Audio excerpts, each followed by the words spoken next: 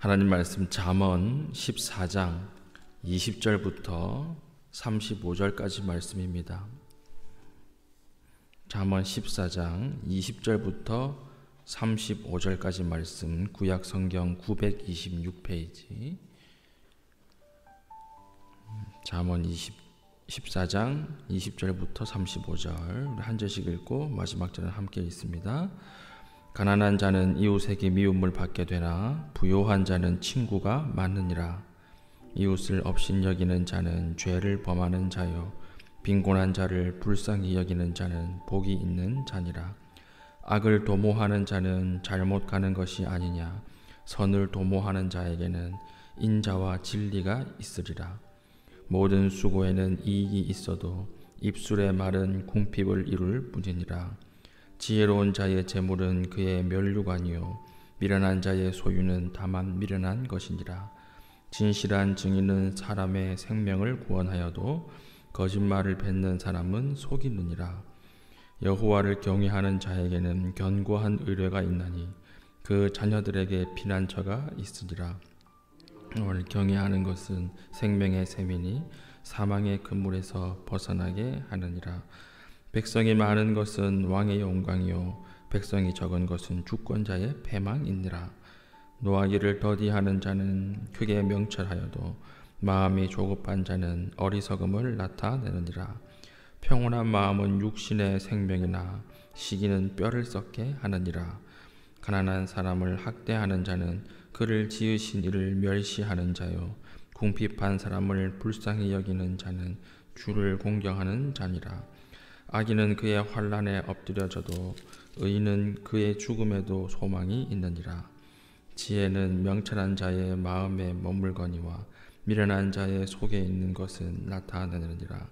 공의는 나라를 영화롭게 하고 죄는 백성을 욕되게 하느니라. 슬기롭게 행하는 신하는 왕에게 은총을 입고 욕을 끼치는 신하는 그의 진노를 당하느니라. 아멘. 네, 오늘은 잠언 14장 하반절 말씀을 전하겠습니다.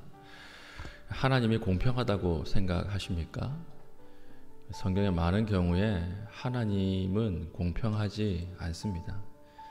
특별히 어디에 가장 불공평하시냐면 약자와 강자가 싸울 때 공평하지 않으세요.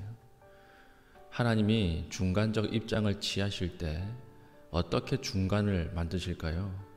평균을 어떻게 만드실까요? 강한 자, 약한 자 둘이 싸울 때 하나님이 산술 평균적인 중간을 딱 취하시면 싸울 때마다 누가 이기죠? 강한 놈이 무조건 이기게 돼 있어요. 하나님은 우리가 생각하는 산술 평균적인 중간적 입장을 취하지 않으시고 어떻게 평균을 만드시느냐? 강한 놈이 가지고 있는 것을 떼서 약한 사람에게 붙이는 것을 통해서 평균을 만드시는 거예요. 그러니까 강한 사람이 보기에 지식이 있는 사람, 그러니까 강한 사람, 부자들이 보기에 하나님의 나라는 어떤 나라냐? 굉장히 불공평한 나라예요. 하나님의 나라는 불공평한 나라다. 이게 성경의 메시지입니다. 하나님께서 구약 율법에 너희는 고리 대금업 하지 마라 이렇게 말씀하셨습니다. 이 말은 너희는 돈을 꾸어 주어도 같은 민족 안에서는 이자를 받지 말라 이렇게 이야기합니다. 곡식단을 거둘 때 혹시 떨어진 것 있으면 곡식단을 이렇게 추수를 하다가 떨어진 게 있지 않습니까? 그럼 그거 줍지 마라. 이걸 율법으로 명령하셨어요. 그거 줍지 말고 그냥 놔둬라. 그걸 놔둬야 가난한 사람들이 그거 주어서 먹을 수 있다. 이렇게 말씀하시는 분입니다. 그리고 가난한 자를 절대로 학대하지 말라. 이게 율법의 명령입니다. 우리는 이것을 윤리적인 어떤 금원 정도로 생각하지만 이 당시 이스라엘은 지키지 않으면 큰일 나는 율법의 수준이었다라고 하는 것입니다. 하나님께서 관심은 어디 있을까요? 하나님의 관심은 항상 약한 자, 가난한 자에게 있습니다. 그래서 지혜가 무엇이냐? 우리도 똑같이 하나님이 불쌍히 여기는 그 장소, 그 사람을 불쌍히 여기는 것, 이게 지혜예요. 31절 보십시오.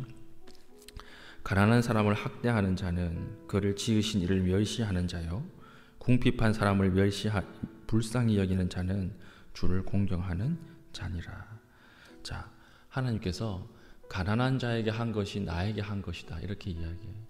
사실 엄청난 동의로 하지요. 하나님이 자신을 누구와 동일화하고 있습니까? 가난한 자와 동일화하고 있습니다. 가난한 자에게 한 것이 바로 나에게 한 것이다, 이렇게 이야기하고 있는 것입니다. 하나님을 가장 잘 섬기는 방법이 무엇일까요? 눈에 보이지 않는 하나님을 섬기는 방법, 눈에 보이는 너희 주변에 가난한 이웃을 먼저 도우라. 이것이 하나님의 명령이라는 것입니다. 20절, 가난한 자는 이웃에게 미움을 받게 되나 부요한 자는 친구가 많으니라. 우리가 왜 가난한 자와 함께 있어줘야 되지요? 20절에 나오지요. 가난한 자들은 좋아하는 사람이 없어요. 함께 있고 싶어하는 사람이 없어요. 항상 혼자 있습니다. 근데 부자들은 옆에 붙어있는 사람들이 많죠. 친구들이 많죠. 그러니까 너희들은 가난한 자 옆에 있어 주어야 한다, 이렇게 이야기합니다. 하나님은 고독하고 외로운 사람 좋아하세요. 하나님은 장미꽃처럼 화려한 사람 별로 안 좋아하십니다. 그래서 하나님 항상 어디에 계시느냐? 고독한 사람과 함께 계세요. 외로운 사람과 함께 계세요. 우리가 가장 외롭고 고독할 때, 그때가 하나님이 우리와 가장 가까이 있는 시간이라고 하는 것입니다. 그래서 우리가 가난한 자에게 하나님의 선대를 실천하는 것, 그것이 굉장히 중요한 지혜 중에 하나다, 이렇게 잠언은 이야기하고, 21절 보십시오. 이웃을 업신여기는 자는 죄를 범하는 자요, 빈곤한 자를 불쌍히 여기는 자는 복이 있는 자니라. 그러니까 빈곤한 자를 불쌍히 있는 자가 복 있는 사람이래요. 우리가 다 복을 좋아하지 않습니까? 하나님 앞에 복 받기 원하지 않습니까? 그러면 어디로 가라는 거예요? 너희 시선이 항상 낮은 자, 가난한 자에게 머물러 있어야 한다, 이렇게 이야기합니다. 하나님 이것을 명령으로 말씀하시는데 왜 이걸 명령으로 말씀하실까요? 왜냐하면 인간적인 감정으로 지키려고 하면 못 지켜요. 가난한 사람이 더 착하기 때문에, 더 순수하기 때문에 우리가 이들을 섬기라, 이렇게 말씀하는 걸까요? 그렇지 않습니다. 가난한 사람들은, 약한 사람들은 가난 때문에 짓는 죄가 있습니다. 가난 때문에 더 큰 열등감에 쌓여 있고, 가난 때문에 짓지 않아도 되는 죄가 있어요. 미국 슬럼가 같은 데 가보십시오. 1달러를 빼앗기 위해서 사람을 죽여요, 흑인들이. 그러니까 가난한 사람이 착하냐? 그렇지 않습니다. 가난한 사람이 더 선하기 때문에 그렇지 않습니다. 가난한 사람들은, 약자들은 그 안에서 짓는 악이 있고 죄가 있다라고 하는 것입니다.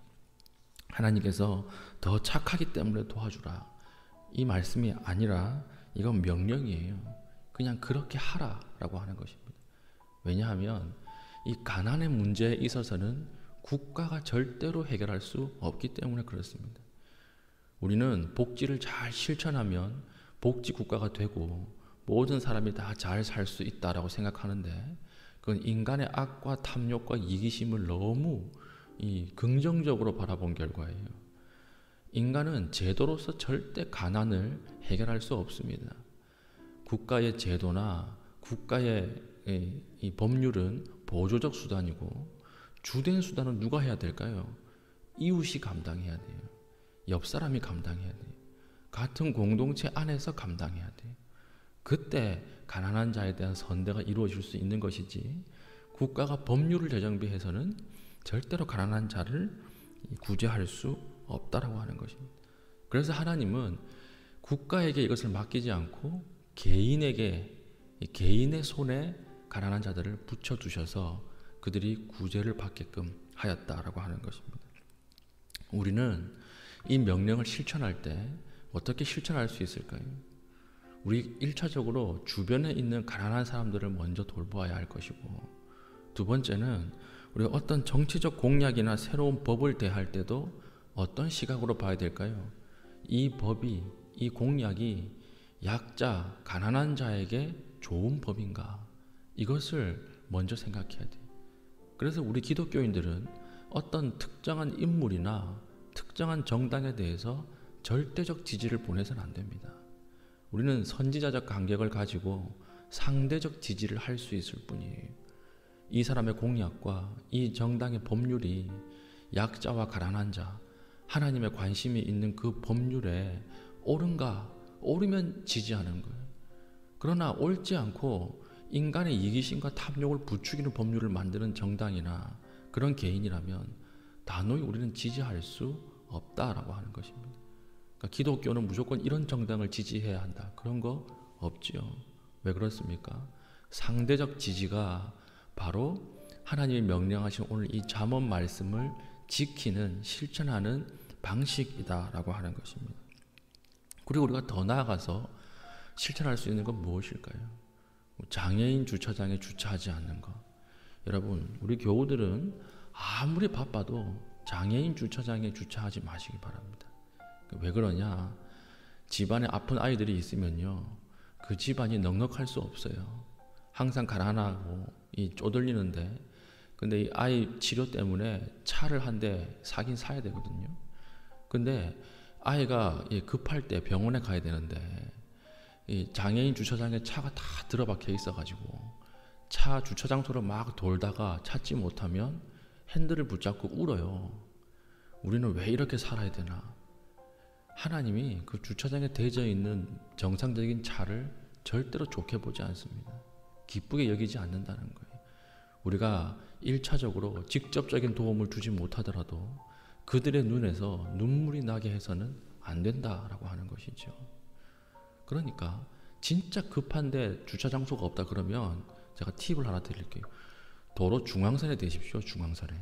그러면 국가에서 바로 견인해 가요.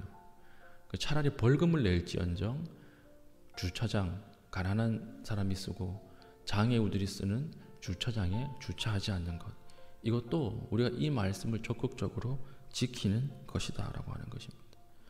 우리 아주대 응급의학과를 운영하는 이국종 교수라는 사람이 있습니다. 이 사람이 골든 아워라는 책을 썼죠. 그 책에서 제가 충격을 받은 게 있어요. 닥터 헬기라고 해서 우리 더 응급 환자들을 더 빨리 이송할 수 있는 헬기를 구입을 했는데 그 헬기가 날지를 못한다는 거예요. 왜냐하면 자기 집 위로 날아가면 소음 때문에 민원이 들어오기 때문에 사놓고 날지를 못한다. 이런 글을 보고 충격을 받은 적이 있고, 더 충격은 뭐냐면 그 민원을 하는 사람들 중에 의대생도 있대요. 의대 도서관 위로 날지 못하게 해달라. 사람을 살리겠다고 공부하는 사람들이 자기 공부하는 거 방해된다고 그 헬기 못 날게 하는 거예요. 이런 민족은 절대 하나님 앞에 복을 받을 수 없어요. 왜 그렇습니까? 자기의 탐욕과 이기심으로 똘똘 뭉쳐서 가난한 사람, 약자들의 선대를 실천하지 못하고 자기들의 이기심으로 계속해서 자기들의 왕국, 카르텔만 세워가는 이런 민족은 하나님 축복하지 않는다는 것입니다. 우리가 성경에서 잘못 알고 있는 것 중에 하나가 하나님이 가장 싫어하시는 것은 우상 숭배라고 생각하시잖아요. 이런 말씀 많이 들어보셨죠. 하나님은 우상 숭배하는 것을 가장 싫어하신다. 근데 그렇지 않습니다. 성경을 한번 잘 읽어보십시오. 우상을 숭배할 때는 하나님이 항상 선지자를 보내셔서 돌아올 기회를 주셨어요. 그렇죠. 이사야를 보내고 예레미야를 보내고 나단을 보내서 우상 숭배할 때는 항상 돌아올 수 있는 기회를 주셨다는 거예요. 근데 하나님이 돌아올 수 있는 기회를 안 주고 즉결 심판할 때가 있습니다. 그때가 언제냐면 가난한 자들이 학대당할 때, 그때 약자들이 피를 볼 때, 그때는 하나님이 회개할 수 있는 기회를 안 주고 바로 심판하십니다. 나봇의 포도원 사건이 그렇죠. 아합이 언제 하나님 앞에 심판의 저주를 받습니까? 자기의 권력을 가지고 아무 죄 없는 나단의 포도원을 강제로 빼앗아서 죽일 때, 그때는 하나님이 선지자를 통해서 돌아오라 이런 말을 하지 않아요. 그 자리에서 심판이 선포되고 그것이 아합의 일생에 이루어집니다. 오늘 우리가 하나님 앞에 지혜롭게 살 수 있는 방식이 무엇입니까? 우리 주변에 있는 약자들을 돌보는 거예요. 우리 교회 안에 있는 가난하고 소외된 자를 먼저 돌보는 거예요. 그게 하나님의 복을 받는 길이다라고 하는 것입니다. 오늘 우리 기도할 때에 우리의 기도를 하는 것도 굉장히 중요하지만 오늘만큼은 우리 주변에 있는 약자들을 위해서 기도해 주십시오. 코로나 시국이지요. 코로나 시국에 의료진들이 너무나 큰 어려움을 당하고 있어요. 의료진들 지금 이 순간의 사회적 약자지요. 또 이 코로나 때문에 이 개인 자영업 하는 사람들 너무 큰 어려움을 당하고 있어요. 이들을 위해서 우리가 기도할 수 있어야 될 것이고, 특별히 방역에 굉장히 취약한 국가들, 인도, 이제 네팔, 여기 이제 국가들을 위해서 기도하고, 또 그 안에 선교사들을 위해서 특별히 기도해 주십시오. 이들이 너무나 큰 어려움 가운데 있습니다. 오늘 우리의 기도할 때 기도의 바운더리, 시각의 바운더리가 우리가 우리의 자신의 이익과 개인적 일을 넘어서서 하나님 앞에 정말 사회적 약자들과 가난한 자들, 소외된 자들을 놓고 함께 중보하며 기도할 수 있는 주의 신실한 백성 되시기를 바랍니다. 아멘. 기도하겠습니다. 기도할 때에 하나님, 오늘 우리 주변에 있는 약자들을 위해서 기도할 수 있는 마음 주시고, 특별히 우리 교회 안에 있는 약자들, 소외된 자들을 오늘 기도하고 돌아볼 수 있는 하루 되게 하여 주시옵소서. 우리가 기도할 때에 하나님께서 정말 결단하는 것들을 이룰 수 있는 힘도 허락하여 주시고, 하나님 우리를 축복하여 주셔서 이들을 섬기고 도울 수 있는 물질적 축복으로도 하나님 채워 주시옵소서. 우리 이 시간 기도한 이후에 개인적인 기도 제목으로 기도하고 자유롭게 돌아가시겠습니다.